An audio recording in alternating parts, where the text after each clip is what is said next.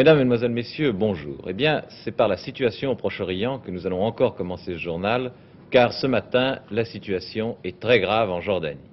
Le roi Hussein, le roi de Jordanie, aurait échappé hier soir à un attentat à Amman, dans sa capitale, et durant une bonne partie de la nuit, dans cette ville d'Amman, fédayines palestiniens d'un côté et soldats jordaniens de l'armée royale de l'autre se sont battus pratiquement pendant toute la nuit. Ce matin, le bilan est très lourd, il y a plus de 20 morts et probablement une centaine de blessés. La situation est d'autant plus préoccupante qu'il y a, vous le savez, en Jordanie, plusieurs milliers de soldats irakiens qui sont stationnés, et les soldats irakiens, les troupes irakiennes, menacent maintenant d'intervenir dans le conflit contre le roi Hussein en faveur des fédayines palestiniens. Gérard Sebag, on peut donc penser que cette crise de Jordanie n'est plus seulement une affaire entre Jordaniens d'un côté, Palestiniens de l'autre, mais que c'est maintenant une crise qui risque de couper le monde arabe en deux camps tout à fait ennemis. Oui, la situation est effectivement très grave et l'épreuve de force entre le roi Hussein et les commandos palestiniens semble engagée et l'appui que l'Irak a décidé d'apporter à la résistance palestinienne risque de déchirer le monde arabe.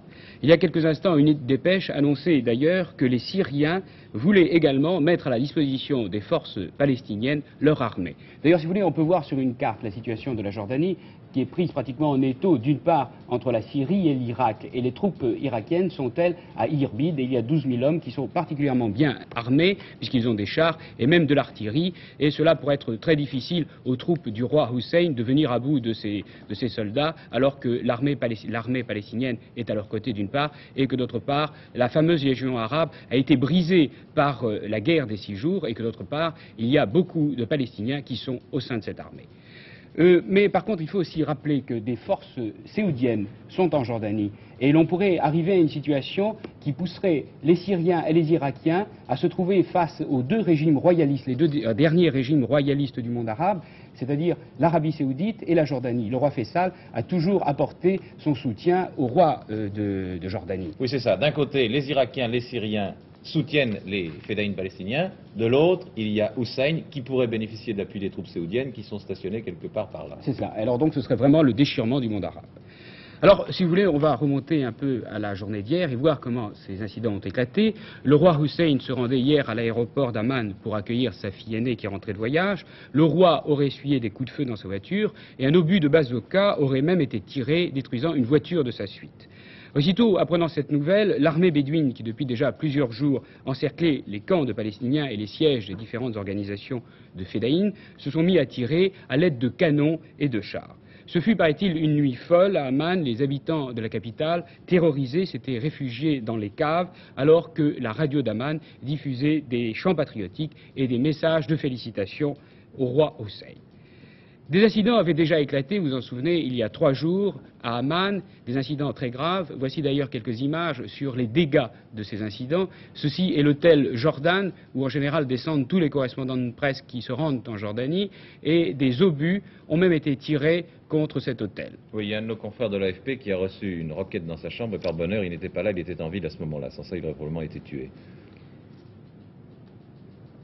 Alors, le calme serait revenu ce matin en Jordanie et le gouvernement jordanien s'est réuni à 9 heures. Il préparait une réponse aux Irakiens et aux Syriens.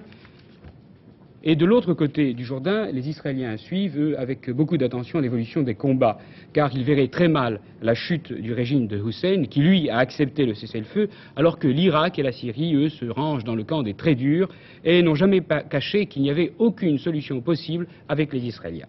Notons à ce propos une déclaration de Mme Golda Meir qui affirme qu'une situation pourrait se créer en Israël et l'Israël serait obligé d'agir suivant sa propre analyse de la situation. Autrement dit, Mme Meir laisse entendre que si la situation s'aggravait sur les lignes de cessez-le-feu, eh bien, les Israéliens pourraient être amenés à intervenir militairement en ne tenant plus compte du cessez-le-feu et des négociations engagées à New York. C'est bien ça qu'elle voulait dire. Donc vous le voyez, situation préoccupante au Proche-Orient, d'abord en Jordanie et puis également aussi en Israël. Les négociations Yaring qui avaient commencé à New York semblent pour l'instant assez mal parties. Suspense ce matin en Israël, c'est tout à fait autre chose, mais je pense que les Israéliens ont été tout de même un moment très inquiets. En effet, Michael Rohan, ce jeune homme déséquilibré qui avait mis le feu à la mosquée Al-Aqsa l'année dernière, s'est évadé de l'établissement psychiatrique dans lequel il était détenu. Évasion très spectaculaire, mais heureusement qui n'a duré que quelques dizaines de minutes. Il y a un an, en effet, un déséquilibré australien de 29 ans, Michael Rohan, mettait le feu à la mosquée Al-Aqsa. Cette mosquée, deuxième lieu saint de l'islam, se trouvant à Jérusalem, représentait pour les peuples arabes le symbole de la liberté de culte en pays occupé. D'où l'importance de cet acte et ses répercussions dans le monde arabe. Peu de temps après cet incendie, un sommet islamique se réunissait à Rabat, mais de son côté, le gouvernement israélien prenait les choses au sérieux, ce qui explique qu'aujourd'hui, une formidable chasse à l'homme a été organisée afin de retrouver le fugitif. Devant le tribunal, Michael Rohan avait affirmé être investi d'une mission divine en tant que descendant du roi David et appelé à monter sur le trône de Jérusalem. Membre de la secte pentecôtiste de l'Église de Dieu, il avait décidé de mettre le feu à la mosquée Al-Aqsa afin de permettre, disait-il, la reconstruction du temple de Salomon. Illuminé ou déséquilibré, il avait été enfermé dans un hôpital psychiatrique d'où il s'est évadé ce matin. Oui, et puis Michael Rohan, heureusement, a été très rapidement repris. Il y a 25 ans aujourd'hui, Ho Chi Minh proclamait à Hanoï la naissance de la République démocratique du Vietnam. Depuis 25 ans au Vietnam, la guerre n'a pratiquement pas cessé, entraînant derrière elle, comme toujours, son cortège d'injustice et de misère. Et les Vietnamiens, bien sûr, sont les premières victimes de cette guerre. Mais certaines familles américaines également n'échappent pas à la douleur. Je vous propose de regarder un document. C'est un film qui a été tourné à Hanoï, à Noël dernier, et qui montre des prisonniers de guerre américains célébrant Noël à Hanoï. Inutile de vous dire que lorsqu'on a projeté hier ce film sur les écrans de télévision américaine, eh bien beaucoup d'Américains ont été très émus. Regardez.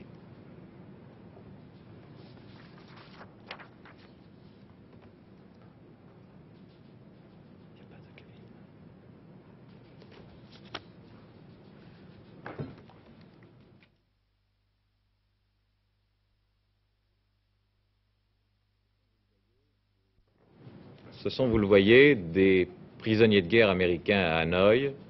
Et en voyant ces images hier, certaines familles américaines ont pu savoir que leur fils ou leur père était effectivement vivant, qu'il était prisonnier. Ces hommes, pour certains d'entre eux, sont détenus depuis plusieurs années. Voilà comment ils ont célébré Noël l'année dernière.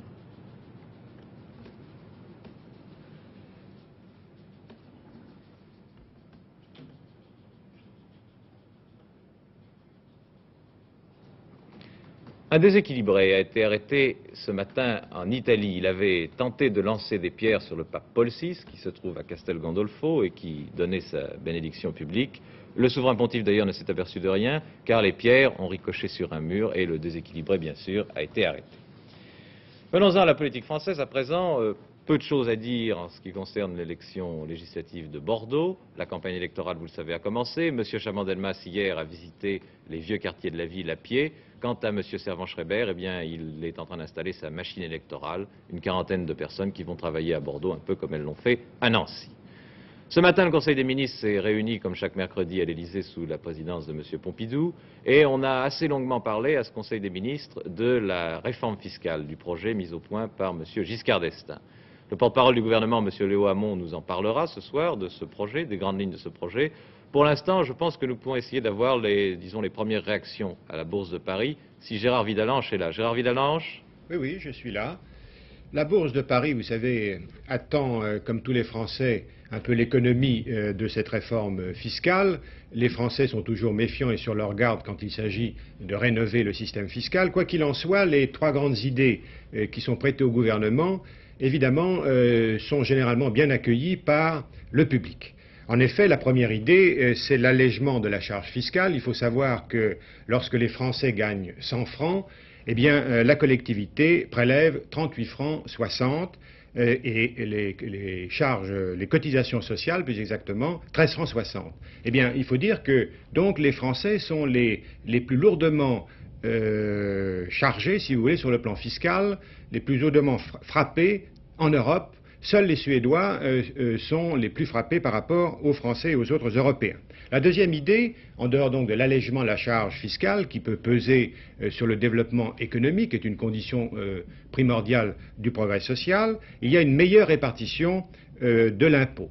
Cette répartition actuellement n'est pas toujours très équitable et c'est un principe très ancien, comme tout le monde le sait. Lorsque l'État accroît son train de vie, bien, il est évident qu'il a tendance à augmenter ses charges et à ne pas veiller à ce que la justice sociale soit solidement établie. Et puis alors il y a une troisième idée qui est une idée en vue de la clarification de tout ce système et qui va surtout dans le sens d'une poursuite de la fraude fiscale qui malheureusement en France est très étendue puisqu'on estime, selon des enquêtes officielles réalisées par l'INSEE, par l'Institut national de la statistique, eh bien que cette fraude fiscale porte sur 13 à 15 milliards.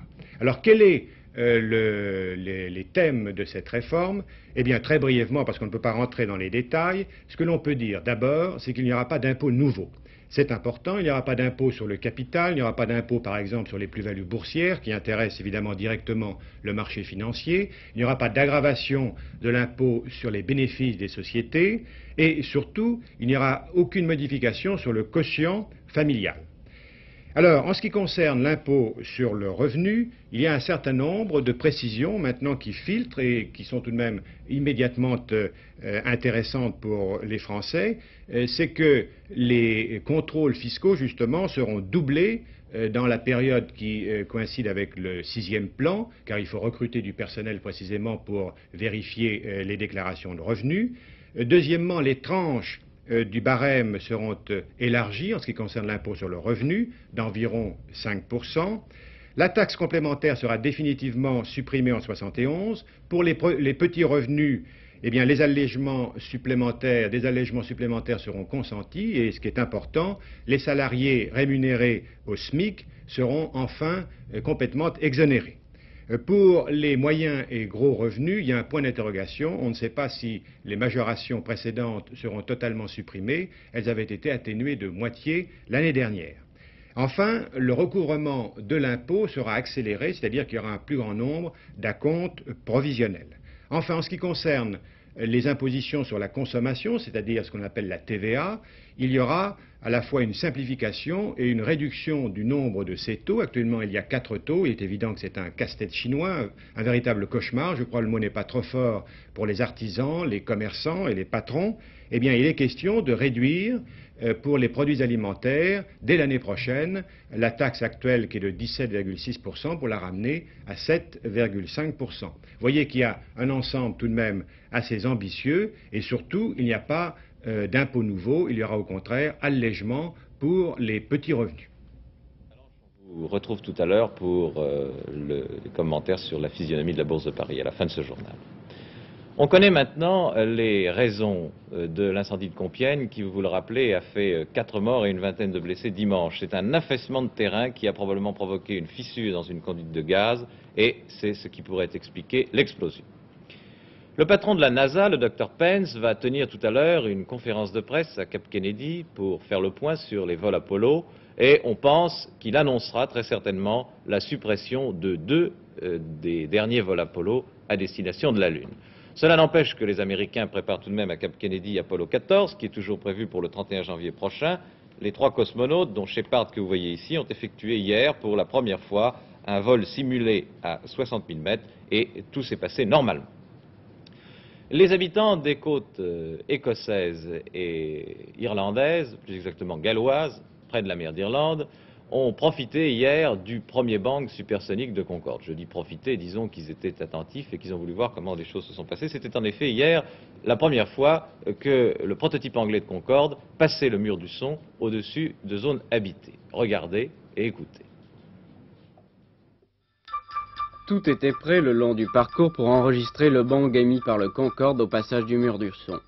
Les micros étaient placés, on avait demandé aux derniers estivants sur les plages de noter l'intensité du bruit et les PRG avaient reçu l'instruction d'observer les réactions de leurs troupeaux au moment du survol. Comme les témoignages humains sont sujets à caution, des appareils d'une valeur de plusieurs millions de francs avaient été déposés le long du corridor du bang. Avant même que l'appareil ne prenne l'air, avec 1 heure de retard, de nombreuses personnes téléphonaient pour se plaindre du bruit. Une femme a même affirmé qu'un pommier de son jardin avait perdu tous ses fruits. Il faudra attendre la fin de la série des vols prévus pour se prononcer sur les effets du bang. Ces essais sont importants car il est possible qu'on interdise au Concorde de passer le mur du son au-dessus de la Terre, ce qui abaisserait sa rentabilité. Mais on n'étudie pas seulement le niveau sonore du bong, mais aussi les vibrations qu'il engendre. Des instruments de mesure sont installés dans la cathédrale Saint-David qui date du XIIe siècle. Les vitraux de la cathédrale ont résisté, seules quelques vitres des immeubles environnants ont été brisées. L'appareil a atterri sur 3 moteurs, le 4e ayant donné des signes de surchauffe en fin de vol. Il avait volé 50 minutes au-delà de la barrière du son.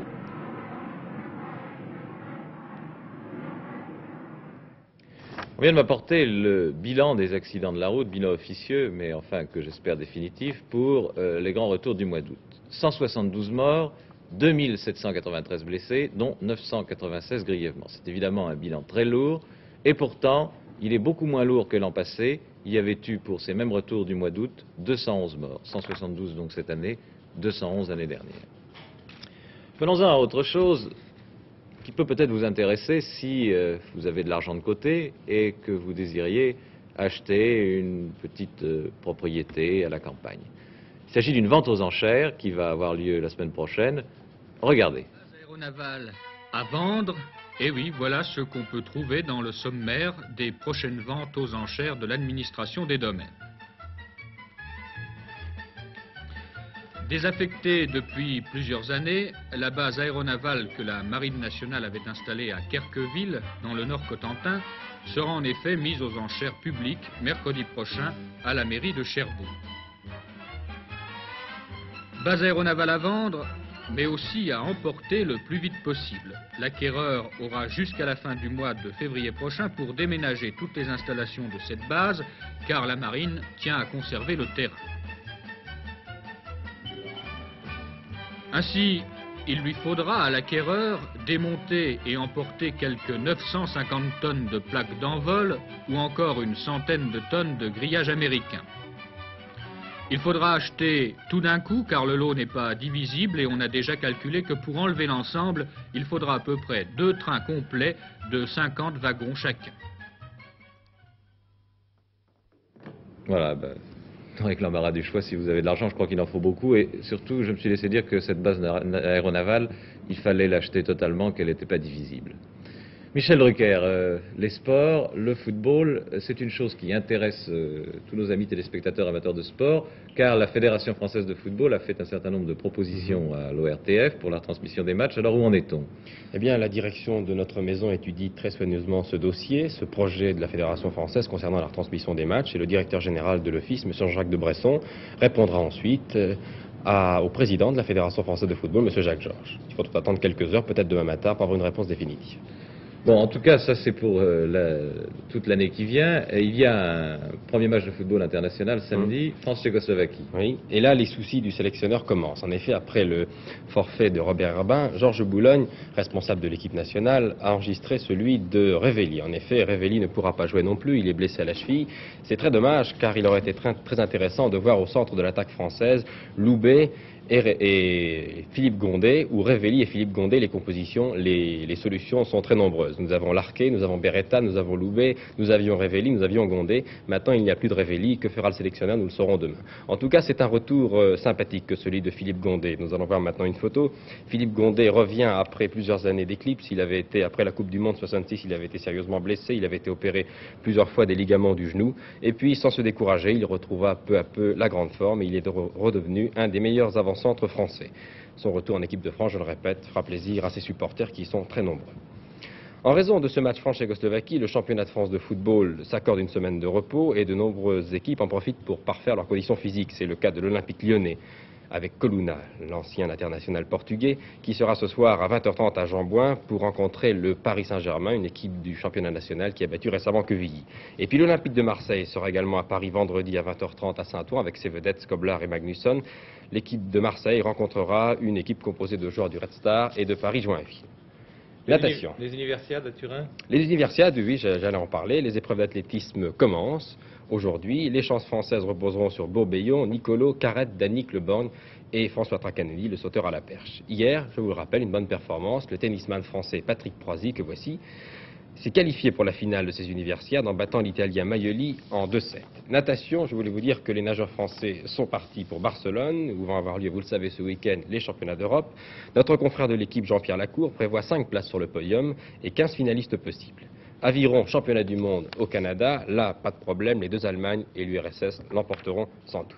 Et maintenant, quelques images d'une des courses de moto les plus dangereuses du monde qui a lieu chaque année sur l'île de Man, une île située entre l'Irlande et l'Angleterre. C'est le Grand Prix de l'île de Man. Chaque année, cette course est marquée par des accidents très graves. Et cette année encore, la course a été endeuillée par la mort d'un pilote anglais, George Collins, qui quitta la piste après de 180 km/h de moyenne au deuxième tour. Nous ne verrons pas cet accident, je vous le dis tout de suite. George Collins est mort pendant son transfert à l'hôpital. Dans les courses de moto comme dans les courses automobiles, la mort frappe souvent, mais la course continue.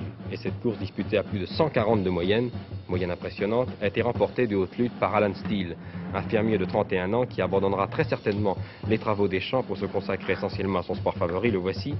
Car une victoire dans le Grand Prix de l'île de Man, c'est une référence. N'oublions pas qu'avant lui, au palmarès de cette épreuve, on trouve John Surtees, qui fut champion du monde de moto avant de devenir un très grand pilote automobile.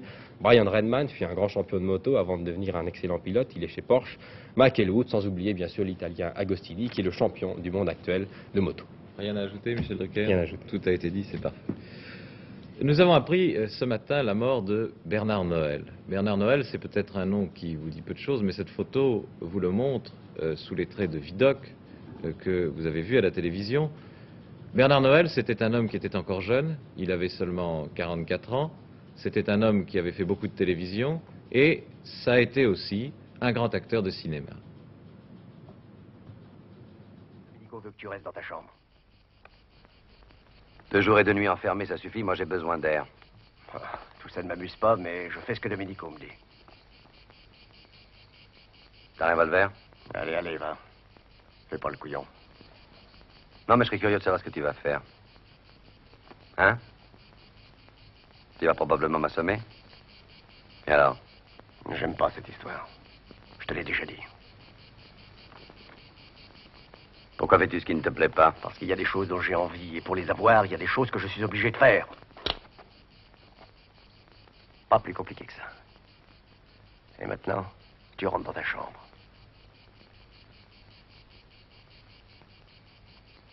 Mais qu'est-ce que t'attends? Je bouge pas? T'as la trouille? Tu vas te contenter de tenir ton poignet raide. Bien raide. Et je vais faire le boulot pour toi. Tu es dingue, non? C'est complètement dingue. Tu vas tout de même pas mourir pour ça. Tu commences à comprendre. Rendez-vous habituel avec la Bourse de Paris. Nous retrouvons là-bas Gérard Vidalange. Quelle est la physionomie ce matin, Gérard? Eh bien, aujourd'hui encore, le marché reste sur ses gardes. Il y a tout de même un événement, c'est la hausse de l'or. Voici tout de suite le cours du lingot à 6440. Le cours d'hier était de 6390, donc tout de même un gain de 50 francs aujourd'hui. Alors que le Napoléon vaut 59 francs contre 58 francs 50, 50 centimes de mieux. Cette hausse nous vient d'outre-Manche, de la Cité d'Angleterre. En effet, il y a une légère tension là-bas sur le marché de l'or, car la livre sterling n'est pas très vaillante et il y a encore une spéculation contre la livre, d'où de la part des Anglais des achats, si vous voulez, de couverture, des achats de refuge sur l'or. En ce qui concerne les valeurs françaises, c'est encore une tendance très irrégulière. On attend, un petit peu comme le Messie, les grandes opérations financières qui sont prévues, annoncées pour la rentrée, et c'est Michelin, je vous en avais parlé hier, qui doit ouvrir en quelque sorte cette grande saison des opérations financières. Voici les cours en tous les cas des pétroles d'Aquitaine. Les pétroles d'Aquitaine en dessous de Perrier continuent à monter. J'avais évoqué hier cette découverte très importante en mer du Nord, ce gisement de pétrole d'Ecofisc. Eh bien, on en parle de plus en plus. C'est un gisement qui aurait des réserves considérables. Et alors, ce qui est aussi intéressant, c'est que en dehors des capitaux américains, il y a des capitaux français et même des capitaux norvégiens. Et une valeur précisément à la cote, qui est la norvégienne de l'azote, a monté de plus de 40% depuis environ 3 à 4 mois, précisément à la suite de cette nouvelle. Comme quoi, les découvertes de pétrole peuvent relancer la bourse dans certaines conditions. Parlant de la hausse de l'or et de la spéculation contre la livre sterling, je crois qu'il serait intéressant maintenant de faire un peu le point, faire un survol très rapide sur les monnaies. En effet, il va y avoir un rendez-vous des monnaies vers la mi-septembre, très exactement le 21 septembre à Copenhague, c'est la réunion de l'Assemblée générale du Fonds monétaire international. Cette réunion sera précédée du reste le 10 septembre de celle des ministres des Finances. Et alors là, les monnaies seront auscultées et il y aura peut-être des initiatives, des propositions de la part des États-Unis ou même des Européens. Quoi qu'il en soit, la situation actuelle des monnaies est tout de même très variable. Si le franc a retrouvé une certaine bonne santé, en effet, les réserves en devises de la Banque de France se sont reconstituées. Elles s'élevaient à la fin du mois d'août à plus de 25 milliards, au point que, vous le savez, le gouvernement a jugé bon de réduire d'un demi-point le taux d'escompte. Le franc, on peut dire maintenant, a retrouvé une position, sinon comparable à celle du florin ou du Deutschmark, mais tout de même une position enviable. Alors le Deutschmark, lui, qui a été revalorisé, eh bien ce Deutschmark coûte très cher à l'économie allemande. En effet, les exportations sont moins faciles et surtout, elles ont provoqué des revendications de salaire de la part des syndicats et les entreprises s'attendent précisément à une aggravation de leurs charges salariales. La lire se remet petit à petit de la crise politique. Restent finalement les deux grandes monnaies directrices dans le monde, toujours les plus exposées, c'est-à-dire la livre et le dollar. La livre, je vous l'ai dit, doit se défendre et précisément la Banque de l'Angleterre prend actuellement des mesures et elle puise sur ses réserves pour défendre la monnaie anglaise. En ce qui concerne le dollar, eh bien, les Américains voudraient précisément faire des propositions à la réunion du Fonds monétaire international pour consolider le dollar, et ces propositions se résument en une seule. Les Américains voudraient faire fluctuer les parités d'échange dans des conditions plus souples qu'actuellement. Actuellement, les écarts sont de 1% au-dessus ou 1% au-dessous de la parité officielle.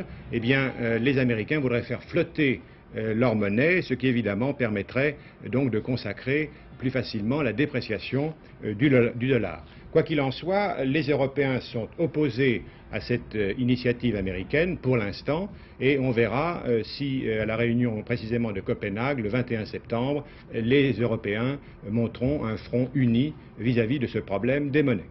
C'était la bourse, à vous les studios. Merci Gérard Vidalange. Gérard Sebag, vous avez jeté un œil sur les derniers télégrammes d'Amman en Jordanie, rien de... Rien de spécial et rien de nouveau, d'autant plus que les communications téléphoniques et téléx entre la Jordanie et le reste du monde sont très difficiles. En tout cas, nous aurons peut-être d'autres choses pour ce soir, et c'est Jean Lanzy qui vous présentera Télésoir. Nous vous remercions de nous avoir prêté attention. Au revoir.